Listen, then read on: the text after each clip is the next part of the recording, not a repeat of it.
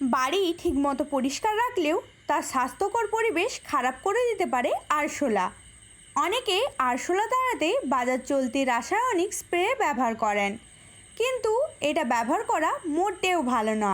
যেহেতু এই পতঙ্গ উঠতে পারে, তাই পরিষ্কার বিছানা কিংবা খাবার দাবারের ওপরেও বসে, কাজেই ওই রাসায়নিক স্প্রে ছড়িয়ে পড়ার আশঙ্কা সৃষ্টি হয়। রাসায়নিকের ওপর ভরসা না করে বরং ঘরোয়া উপায় মানলেই আরশোলার উৎপাত থেকে মুক্তি পাবেন। এই টিপস কতটা যে কার্যকরী প্রমাণসহ আমি ভিডিওতে শেয়ার করলাম। তাহলে আর অপেক্ষা কিসের? চলুন জেনে নিই কী কী লাগবে এই টিপস বানাতে। এই টিপস বানাতে গেলে সবার প্রথম যেই উপকরণটি লাগবে সেটা হলো বেকিং পাউডার। আর এরপরে যেটা নিয়ে নিতে হবে সেটা হলো আটা। আটার পরিমাপটা কিন্তু সম্পূর্ণ আপনাদের উপরই নির্ভর করছে কতটা অংশ জুড়ে এই টিপসটা কাজে লাগাবেন, সেই অনুপাতে কিন্তু আটা এবং বেকিং পাউডার নিতে হবে। আমি অল্প একটু আটা নিয়েছি টিপসটা আপনাদেরকে করে দেখানোর জন্য। আটা দেওয়ার প্রধান কারণ আটার গন্ধে আরশোলা আকৃষ্ট হয়, তাই বেকিং সোডার সাথে আটা দিয়ে এই মিশ্রণ তৈরি করুন। যতটা আটা নেবেন তার চেয়ে অর্ধেক পরিমাণ বেকিং সোডা নেবেন। এবার এই উপকরণগুলোকে একসাথে ভালোভাবে জল দিয়ে মেখে নিতে হবে।